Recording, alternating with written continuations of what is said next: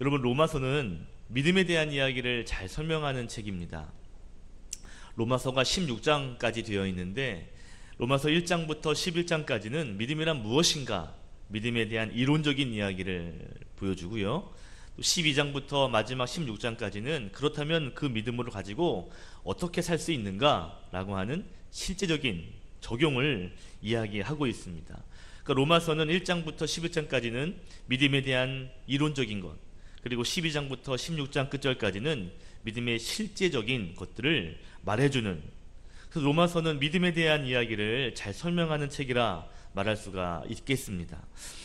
여러분, 바울은 오늘 우리가 읽은 로마서 13장에서 믿음으로 산다는 게 과연 뭐냐, 그렇다면 실제적으로 우리가 믿음을 가지고 산다는 게 뭐냐라고 할 때 믿음의 사람은 사랑을 가지고 살아야 된다, 이 사랑을 강조하고 있습니다.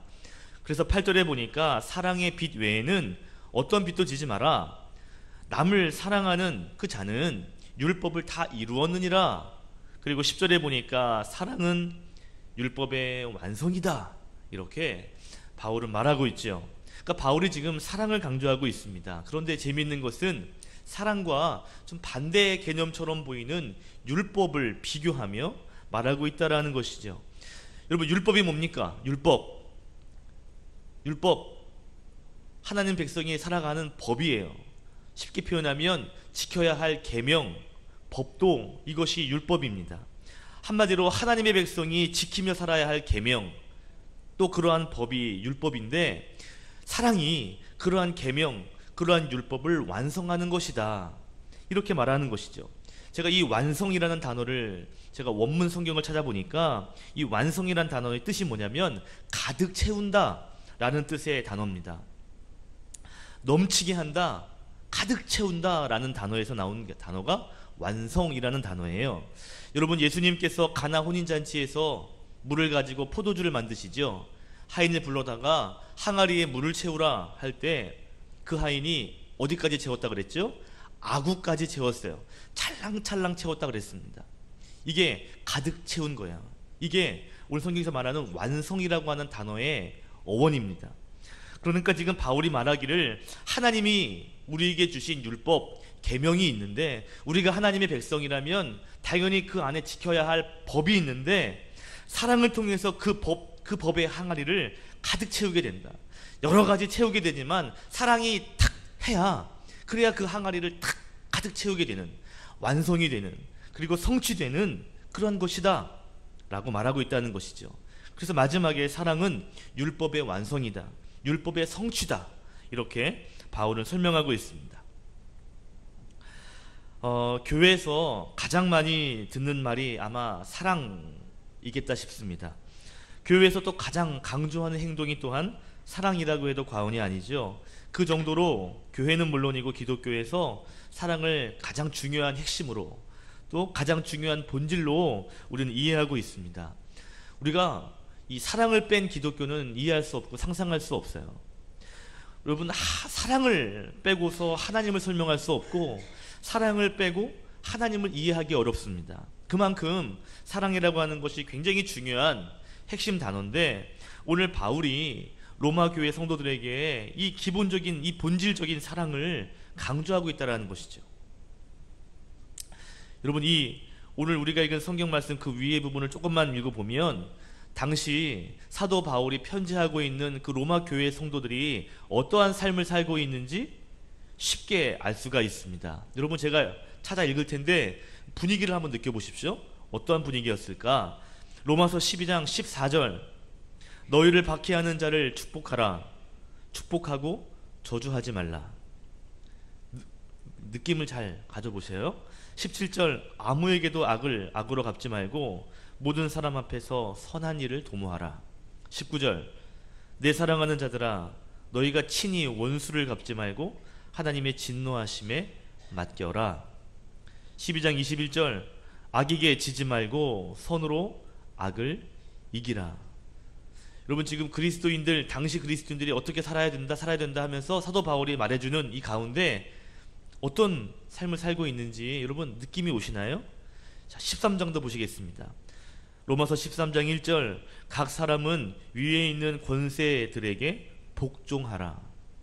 13장 6절 너희가 조세를 바치는 것도 이로 말미암음이라. 7절 모든 자에게 줄 것을 주되 조세를 받는 자에게 조세를 바치고 관세를 받을 자에게 관세를 바치고 두려워할 자를 두려워하며 존경할 자를 존경하라. 자, 여러분 어떤 분위기가 느껴지세요? 뭔가 막 자유로운 막 이런 분위기가 아니라 뭔가 박해받고 뭔가 어려움 당하고 뭔가 이 그리스도인 위에 누군가가 지배하고 있는 이러한 느낌, 분위기를 여러분 감지하시나요? 지금 이 사도 바울이 편지하고 있을 때 로마 교회의 그리스도인들은 그 주변에 로마가 전 세계를 장악하고 있는 그러한 시대였어요. 당연히 이스라엘 백성들도 로마 사람들의 수하에 있었죠. 그래서 그리스도인이라고 말할 때 이 이스라엘 사람들에게 그리스도인이라는 것은 로마의 지배, 또한 사회적으로 주인과 종이 존재하는 그러한 사회에서 살고 있었단 말이죠. 삶이 평탄하지 않아요. 녹록하지 않아요. 종교적으로 복음에 핍박을 당합니다. 완전한 자유가 없는, 그래서 어느 정도 불공평이 있는 세상을 그리스도인들이 살고 있다 이 말이에요. 자, 이런 세상에 살고 있는 그리스도인들 향해서 사도 바울이 말하는 것은 사랑하는 삶을 살라는 거예요. 그리고 그 사랑은 어떤 사랑이 대상인가 보았더니 오늘 8절에 보니까 남을 사랑하라. 그리고 9절에 보면 그 이웃을 사랑하라. 10절에도 보면 역시 사랑은 이웃에게 악을 행하지 않는다 하면서 남, 이웃들을 사도 바울은 강조하고 있다는 것이죠. 여러분 첫 번째 교훈이 있습니다. 따라합시다. 남을 사랑할 수 있어야 합니다. 시작. 남을 사랑할 수 있어야 합니다.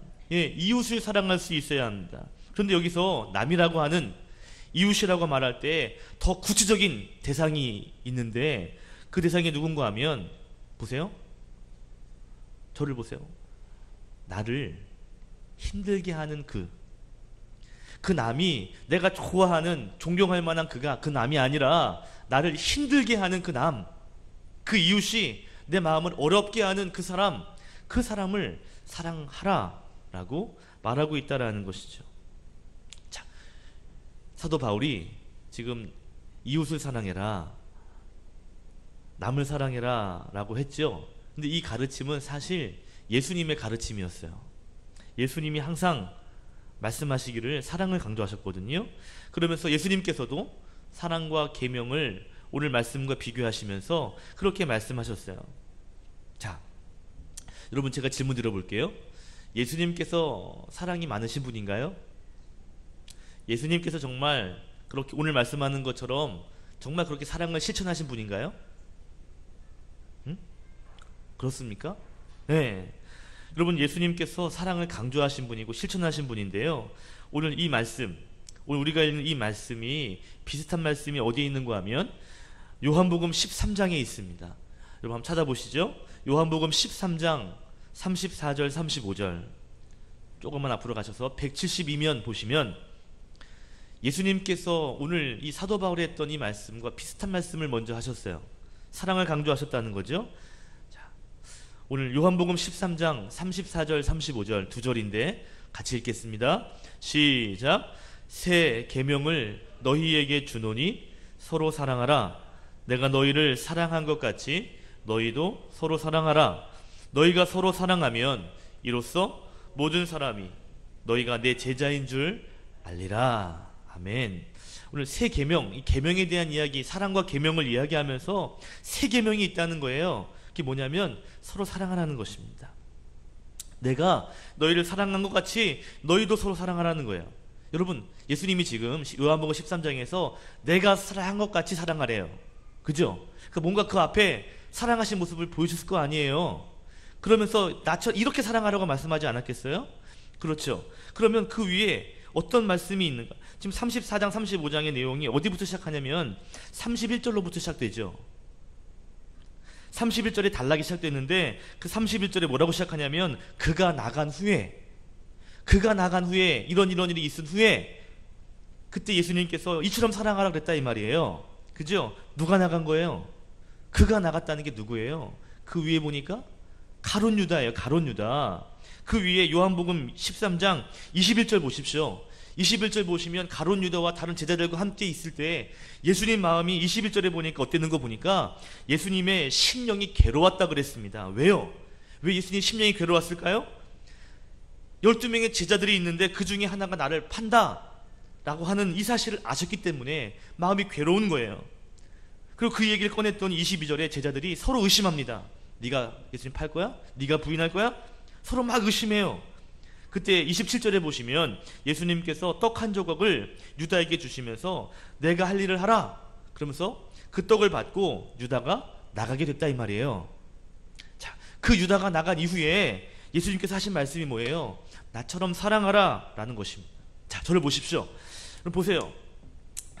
지금 예수님께서 마음이 괴로워요. 왜냐하면 나를 배신할 사람이 여기 있거든요.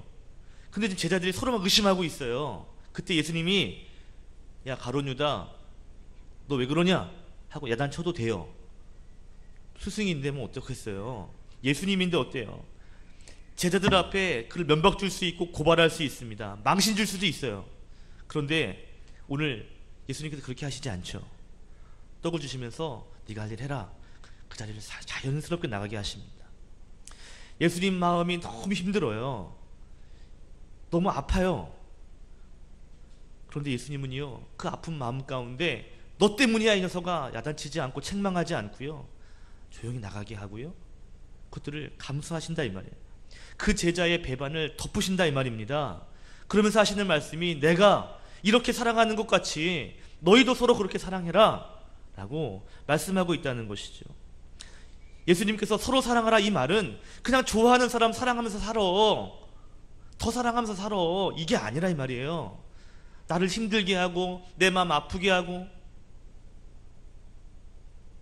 내 가슴을 막 후비는 그 사람까지도 이처럼 사랑할 수 있어야지 라는 말씀을 하고 계신다 이 말이죠.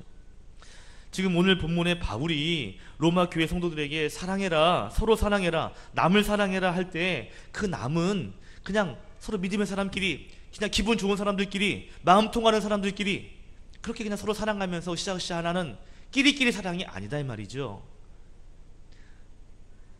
우리나라를 지배하고 있는 그 로마 사람 때로는 큰 조세를 내게 해서 우리의 삶을 빈곤하게 만드는 그런 사람들 그 모든 사람들을 가르쳐서 그들까지도 사랑할 수 있어야지 라고 말하고 있다는 것입니다. 여러분 예수님께서 요한복음 13장 그 뒤에 보니까 15절에 제자들의 발을 닦아주세요. 그러면서 너희도 이같이 하라 그랬어요. 그죠? 예수님께서 발을 먼저 씻겨주신 다음에 제자들에게 너희도 이처럼 그들의 발을 닦아주는 게 옳다 그러셨거든요. 마찬가지입니다. 자기를 부인하고 배신하고 떠나는 그 유다를 사랑하시면서 그 사랑 보여주시면서 이처럼 사랑하라는 거예요. 바울은요 그 예수님의 사랑으로 그리스도인들이 사랑해야 된다라고 말하고 있습니다. 그런데 실제로 우리가 이렇게 사랑하기가 쉽지 않죠. 여러분 내 마음 후벼 파는 그 사람을 끝까지 사랑하기가 쉽지 않아요. 그러나 우리가 예수님에게 그 사랑을 받았고 예수님이 그 사랑을 부여주셨기 때문에 우리가 한 걸음 한 걸음 노력하며 그 사랑을 실천하며 살아야 합니다. 나는 그런 사람이 못 돼. 나는 예수님이 아니야. 됐어. 나는 못해. 포기하지 말고 어렵지만 한 걸음 한 걸음 도전해 가며 그렇게 우리가 살아야 된다라는 것입니다. 여러분 내 마음을 아프게 하는 왼수까지 사랑할 수 있는 믿음의 성도님 되시기를 주의 이름으로 축복합니다. 아멘. 명절이 지나면 다투는 일들이 많이 생긴다는 보고가 있더라고요. 명절이 되면 상처 주는 일들이 많다는 얘기죠. 그래서 명절 지나고 나면요 이혼율이 높아진대요. 명절 좋은 명절 지나고 났는데 남남이 되는 서로 왼수가 되는 이러한 일들이 많다는 것이죠. 여러분 특별히 이번 명절에 예수님의 그 사랑으로 행복한 가정, 행복한 교회, 또한 행복한 세상을 만들어가는 여러분 되시기를 주님의 이름으로 축복합니다. 아멘. 어제 제가 오늘 말씀 이렇게 찾아 묵상하는데요. 아, 오늘 이 바울이 로마 교회의 사람들에게 오늘 사랑해라, 그리고 사랑은 율법의 완성이다, 이 말을 하는데, 사실 이 이야기를 쭉 하면서 사실은 이 말이 마태복음에 있는 예수님의 말씀을 인용한 말씀이더라고요. 마태복음 22장을 잠깐 좀 보시겠습니다. 자, 찾아보십시오. 마태복음 22장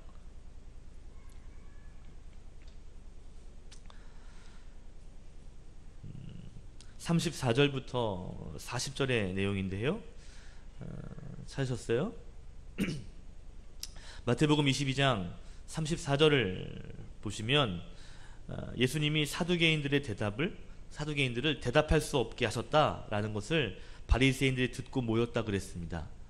무슨 말인가 하면 사두개인들은 부활을 믿지 않는 사람들이에요. 그때 예수님께서는 부활이 있다라고 이야기하십니다. 그러면서 부활이 있다는 걸 설명할 때 사두개인들이 뭐라고 반박할 수가 없는 거예요. 자기는 부활이 없다고 믿는데 예수님이 부활을 설명하시니까 그들이 대답할 수가 없는 거예요. 자, 이런 상황을 듣고 바리새인들이 왔어요. 예수님께 오더니 오늘 보면 성경에 보면 예수님을 시험하시고자, 그리고 36절에 질문을 하죠. 그 질문이 뭐냐면, 선생님, 율법 중에 어느 계명이 큽니까? 바리새인들은 율법을 강조한 사람들이잖아요. 율법에 대해 자신 있는 사람들이잖아요. 그들이 묻는 거예요. 율법 중에 제일 큰 계명이 뭡니까? 라고 물었어요. 그때 예수님이 대답하시죠. 37절부터 40절이죠. 같이 읽겠습니다. 시작. 예수께서 이르시되 내 마음을 다하고 목숨을 다하고 뜻을 다하여 주 너의 하나님을 사랑하라 하셨으니 이것이 크고 첫째 되는 계명이요 둘째도 그와 같으니 내 이웃을 내 자신같이 사랑하라 하셨으니 이 두 계명이 온 율법과 선지자의 강령이니라. 아멘. 예수님 대답이십니다. 제일 큰 계명이 뭐냐면 하나님 사랑이지, 그 다음 두 번째 계명은 서로 이웃을 사랑하는 거지. 하나님 사랑, 이웃 사랑, 그리고 이 두 가지 모두가 율법의 강령이지. 이게 가장 큰 계명이지. 하나님 사랑, 이웃 사랑, 한마디로 말하면 가장 큰 계명은 사랑이지 라고 말씀하고 있다는 것입니다. 그러니까 저는 이 바울이 지금 이 예수님에 대한 이 이야기를 또한 알고 있지 않겠어요? 그런데 제가 한 가지 또 놀랐어요. 뭔가 하면 이 예수님께서 하신 말씀, 이 말씀이 또한 구약의 말씀을 인용한 거예요. 예수님이. 여러분 거기에 기억 각주가 붙어 있어요. 그리고 각주 밑에 보니까 레위기 19장 18절이라고 기록되어 있습니다. 그죠? 자, 그러면 찾아봐야 되겠죠? 자, 레위기 19장 17절 18절. 예수님이 지금 하나님의 말씀, 구약의 말씀, 레위기의 말씀을 인용하고 있다 말이에요. 그러니까 바울이 예수님 말씀 인용하고 예수님이 또 성경 말씀 인용하고 있는 거죠.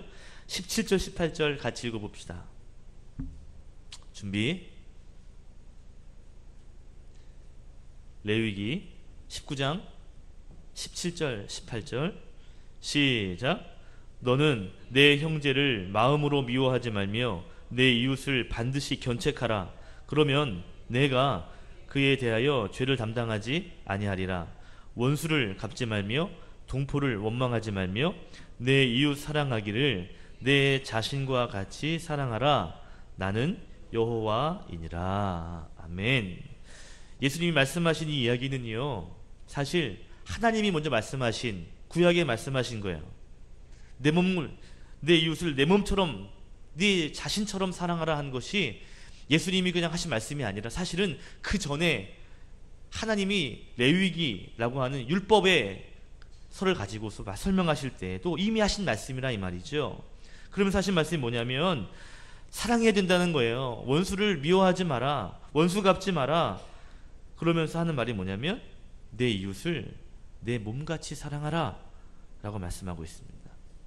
내 몸같이 사랑하라.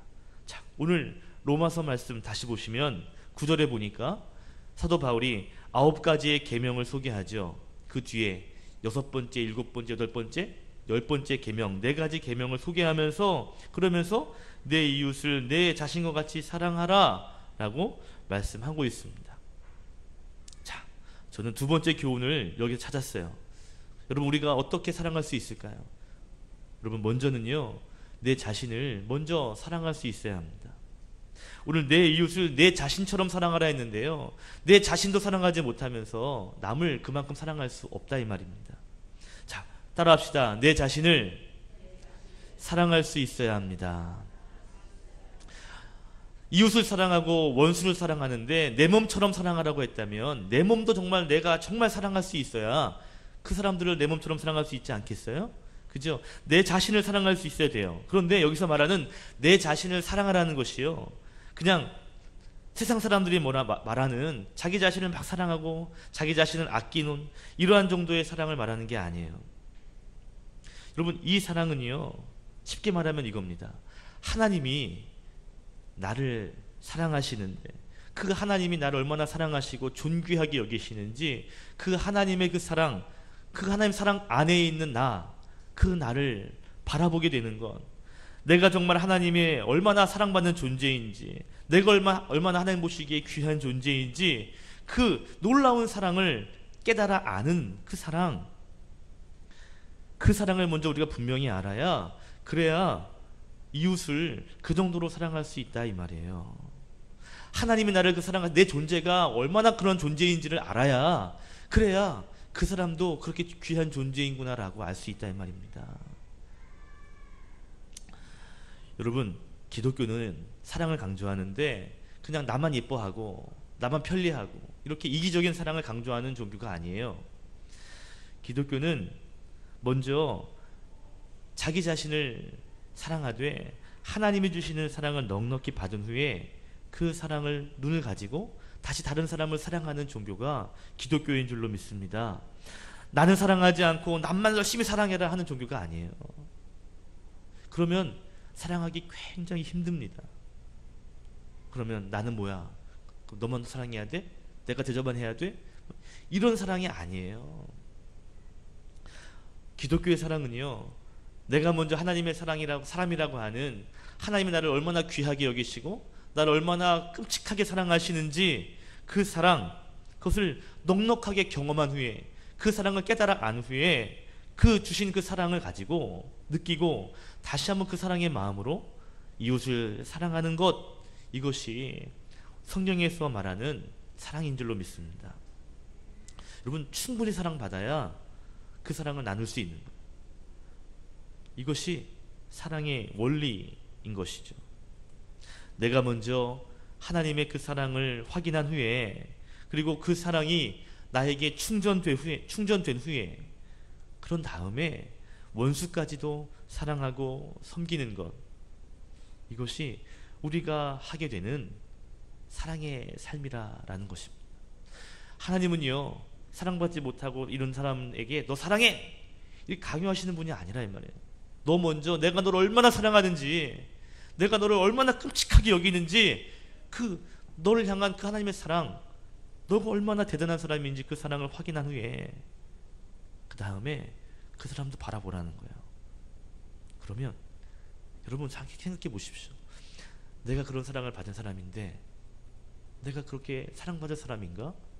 내가 그렇게 대단한가? 그리고 이렇게 저 사람 보니까요, 그 사람도 하나님 보시기에는 그런 사랑받는 사람이라는 거예요.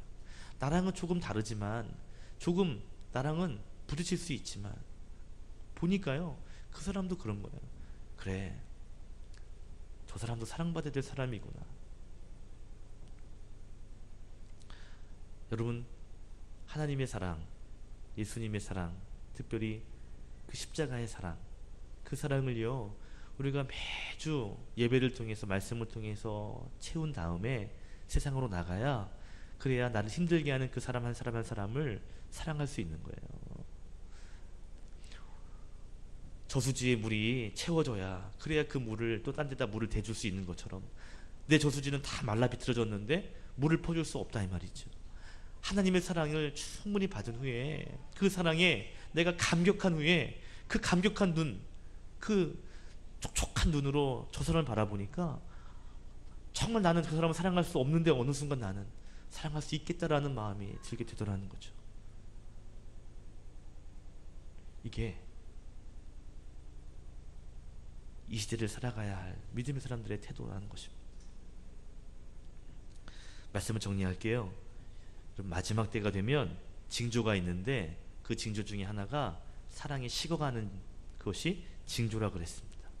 점점 여러분 안에 사랑을 빼앗아 갈 거예요. 점점 세상은 우리의 사랑을 메말라 가게 할 것입니다. 여러분 그때 하나님의 사랑을 가득 마음에 채우시기를 소망합니다. 아멘. 내가 얼마나 그런 귀한 존재인지, 내가 얼마나 사랑받는 존재인지 여러분 확인하셔야 돼요. 그리고 그 확인한 그 마음, 그 감동 가지고 여러분의 이웃들을 또 남을 잘 섬길 수 있기를 바랍니다.